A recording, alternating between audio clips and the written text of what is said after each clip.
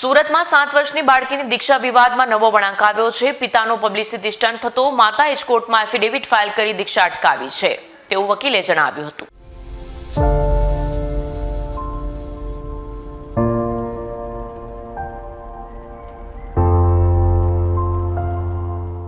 અત્યાર સુધી એવું માનવામાં આવતું હતું કે પિતાની કોર્ટમાં કરાયેલી અરજીને પગલે દીક્ષા પ્રક્રિયા અટકી છે, પરંતુ હવે આ કેસમાં માતાના પક્ષે ચોંકાવનારો ખુલાસો કર્યો છે. માતાના વકીલ કેતન રેશમવાલાએ સ્પષ્ટ કર્યું છે કે માતાએ પોતે જ દીકરીના ભવિષ્યને ધ્યાનમાં રાખીને એફિડેવિટ કર્યું છે. આ કેસમાં સૌથી મોટો વળાંક ત્યારે આવ્યો જ્યારે જાણવા મળ્યું કે બાળકીની માતાએ પોતે જ કોર્ટમાં એક સોગંદનામું રજૂ કર્યું છે. એફિડેવિટમાં માતાએ સ્પષ્ટપણે જણાવ્યું છે કે તે અત્યારે પોતાની 7 વર્ષની દીકરીને દીક્ષા આપવા માંગતી નથી. આમ દીક્ષા રોકાવા પાછળ કોઈ કાયદાકીય સ્ટે નહીં, પરંતુ માતાની પોતાની અસંમતિ મુખ્ય કારણ છે. વકીલ કેતન રેશમવાલાએ પિતા પર ગંભીર આક્ષેપો કર્યા છે. વકીલના જણાવ્યા અનુસાર પિતાએ માતાને બદનામ કરવા અને ખોટી લોકપ્રિયતા મેળવવા માટે આ અરજી કરીને પબ્લિસિટી સ્ટન્ટ કર્યો છે. માતાએ જણાવ્યું કે જ્યાં સુધી પિતાની સંપૂર્ણ સંમતિ નહીં હોય ત્યાં સુધી દીક્ષાની પ્રક્રિયા આગળ વધશે નહીં, અથવા તો દીકરી પોતે પુખ્ત વયની 18 વર્ષની ન થાય અને પોતાનો નિર્ણય લેવા સક્ષમ ન બને ત્યાં સુધી તેને દીક્ષા આપવામાં નહીં આવે. દીક્ષા મામલે થયેલી અરજી અને માતાની એફિડેવિટ બાદ હવે કોર્ટ આ મામલે શું વલણ અપનાવે છે તેના પર સૌની નજર છે. કેતન રેશમવાલા એડવોકેટ, સુરત.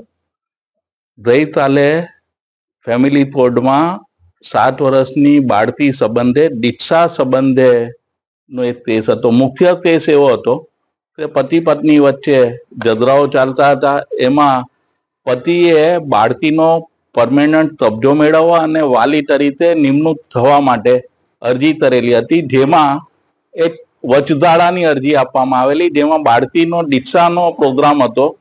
એ પ્રોગ્રામ ઉપર સ્ટે મેળવવા માટેની અરજી હતી, જેનો સમન્સ અમને મળતા અમે કાલે પત્ની તરફ સાથે હાજર થયા.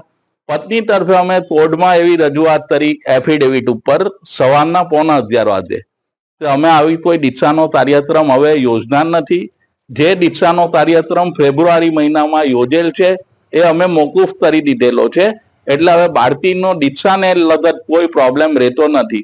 એટલે જે અરજી કરવામાં આવેલી હતી એ અરજીમાં જે દાદ હતી એ દાદ પૂરી થઈ જતી હતી. તદ ઉપરાંત પણ અરજદાર તરફે સોશિયલ મીડિયામાં, પ્રિન્ટ મીડિયામાં અને ઇન્ટરવ્યુમાં ખોટું બ્રીફિંગ કરવામાં આવ્યું કે દીક્ષા સંદર્ભે નામદાર કોર્ટે મનાઈ ફરમાવેલો છે, સ્ટે આપ્યો છે, જ્યારે નામદાર કોર્ટ તરફથી આવો કોઈ સ્ટે આપવામાં આવ્યો નથી. નામદાર કોર્ટે અમારી અરજી રેકોર્ડ ઉપર લીધી, સીધી મુદત આપી દેવામાં આવી. મુદત 2/1/2026 ના રોજ આપેલી છે અને મુદતમાં વધારાની સુનાવણી માટેની તારીખ છે. પરંતુ જે રીતે બ્રીફિંગ કરવામાં આવ્યું એ બ્રીફિંગ માતાને અને સમાજને ખોટી રીતે બદનામ કરવા માટે અને દબાણ ઊભું કરવા માટે બ્રીફિંગ કરવામાં આવ્યું. એ બ્રીફિંગ ખોટું હોય, સાચી માહિતી આપવા માટે મેં આજે પ્રેસ કોન્ફરન્સ રાખેલી અને જનતાને અને જે ખોટું બ્રીફિંગ થયું છે એ બાબતે સાચા સમાચારો જનતામાં જાય, પત્રકારોમાં જાય ને નામદાર કોર્ટને કોર્ટ કરીને જે ખોટા ન્યૂઝ આપવામાં આવ્યા છે તો સાચી હકીકત જાહેર કરવી મારી ફરજ બનતી હોય. મેં પ્રેસ મીડિયાને આજે ઇન્ટરવ્યુ આપીને સાચી હકીકત જાહેર કરેલી છે.